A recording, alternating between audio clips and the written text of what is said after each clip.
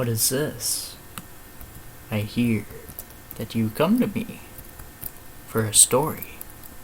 Well, let me just say, I've got a story for you. Let's get into it.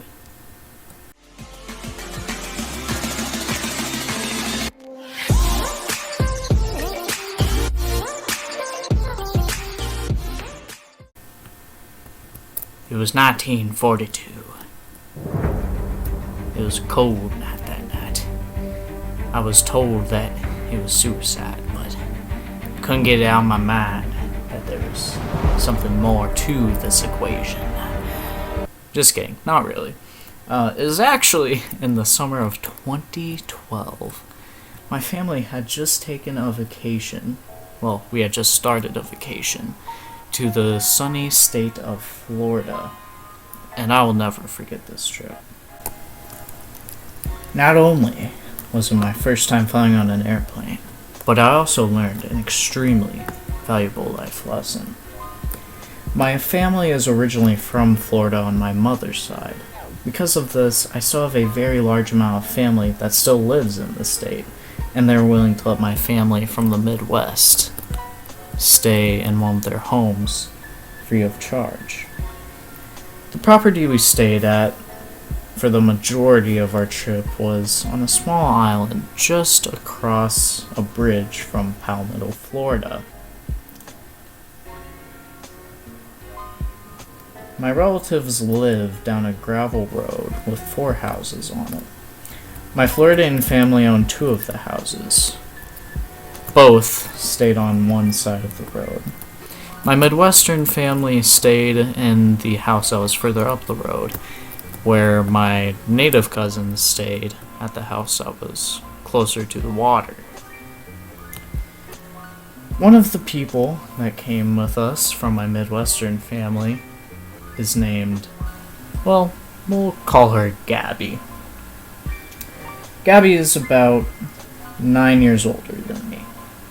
Gabby and I walked down to our cousin Bud's house with a few other family members on the first day so that he could lay down some ground rules for proper etiquette and safety and things like that. On Bud's waterfront property, he had this small wood dock. He told my cousin Gabby and I that we could play anywhere in the water we wanted to, as long as it was close to the beach, but that we could not go near the wood dock. Uncle Bud had this wood dock that was just extremely dangerous to be around in general. It was not well put together. It was very rickety. There were loose nails sticking up all over the place, so he told us not to go to it. However, on the supports of the dock there was another danger. You see, it had been there for such a long time that these little small parasite shell-like things had started to grow and collect all over the supports. These things are very sharp, and they warned me not to go anywhere near the supports, me and my cousin Gabby, because it was simply so dangerous. It could injure us if we somehow scraped our leg up against the supports. I heard this advice, this rule, but I did not, I did not take it very seriously. You see, I'm from the Midwest. The only oceans I know are oceans of corn kernels. I love corn. Who doesn't? I didn't know anything about the ocean, okay? Let alone what the world barnacles are.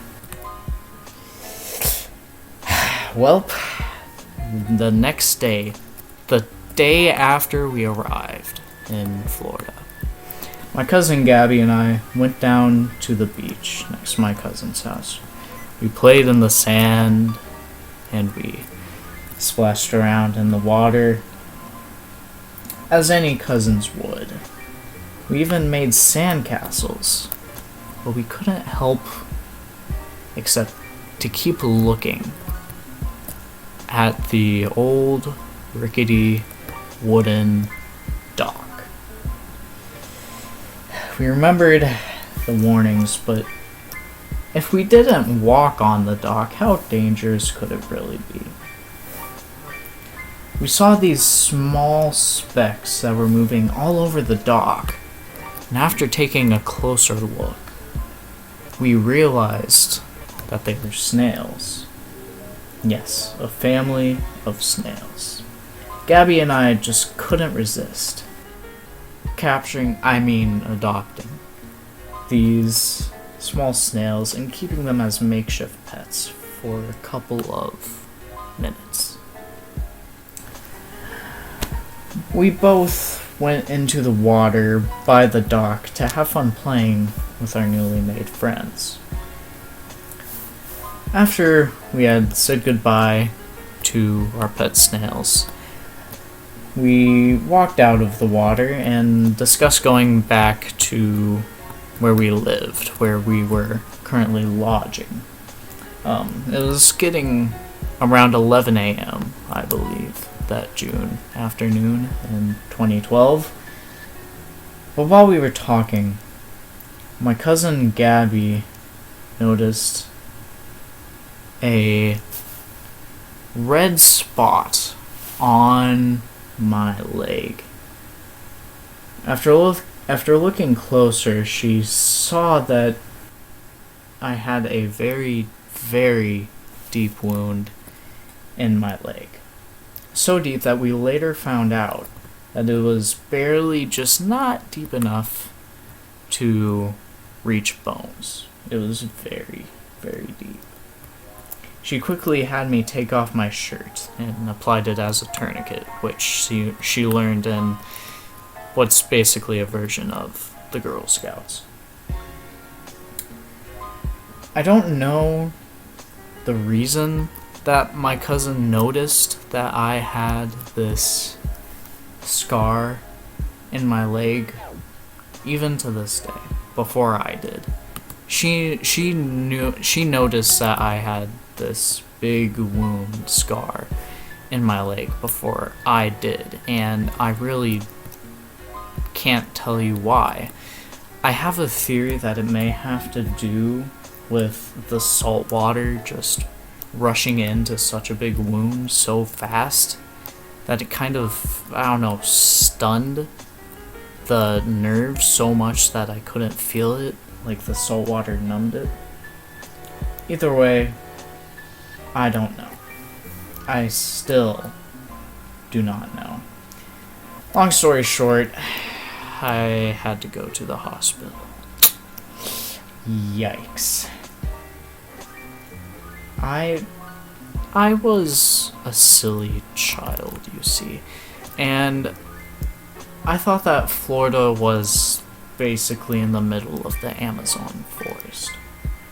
I didn't really think that, but that's basically just how discreet I thought Florida was.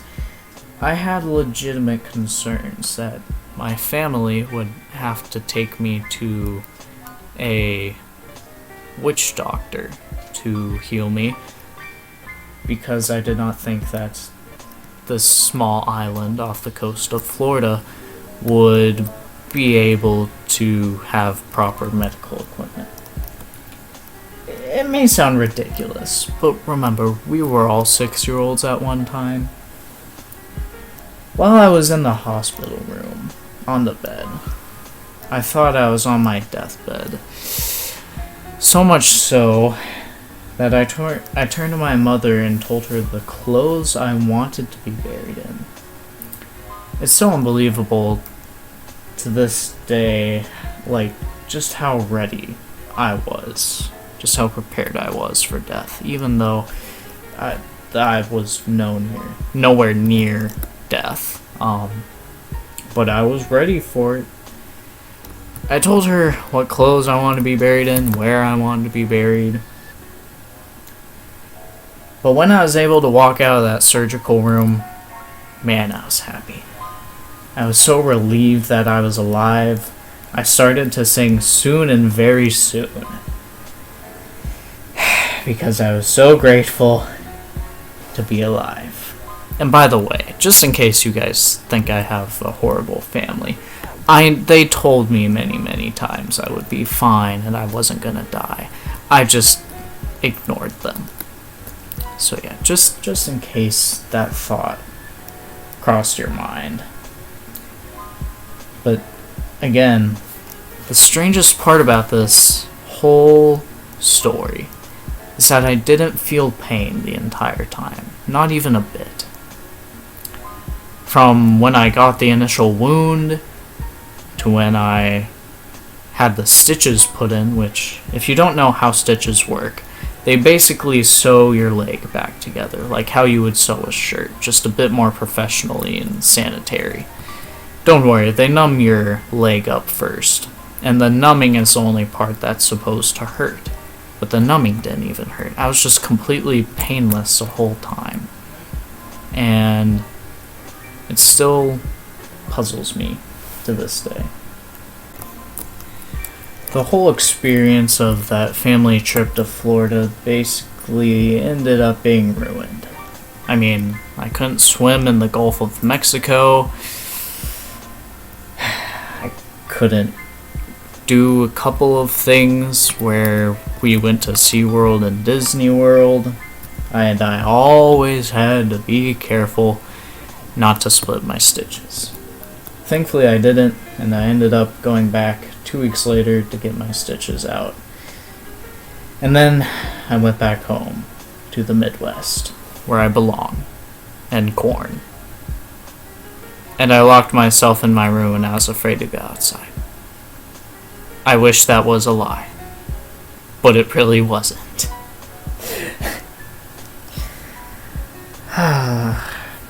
But what is cool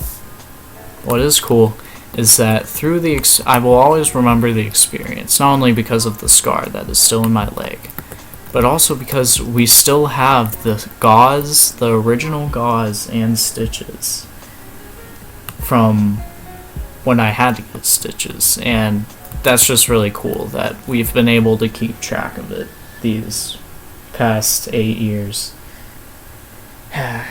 And when people asked me when I got back home, how in the world did you get that big scar on your leg? I always told them, got bit by a shark. I was just barely able to punch and kick my way to freedom before I became shark bait. For the ladies, of course. That's the main reason why I did it. It fooled a couple of people, but for the most part it was unsuccessful. And that's why I'm single to this day. No, just kidding. That's not... Well, actually, to be fair, none of what I just said was a lie, except for that's why I'm single to this day. That's not really the reason. But everything else was 100% the truth. So what lessons can we learn from this story? First off, listen to your elders, which are more experienced than you. If I just listened to my cousin's advice in the first place, I would have never gotten hurt. They've been around a much longer time than you have, and have a lot more wisdom for all of us to learn than we may think. You'll be surprised just how much more you'll learn and what disasters you will be able to avoid when you listen to your elders. But more importantly, it's sometimes okay to lie. Why, you ask? Because chicks dig scars.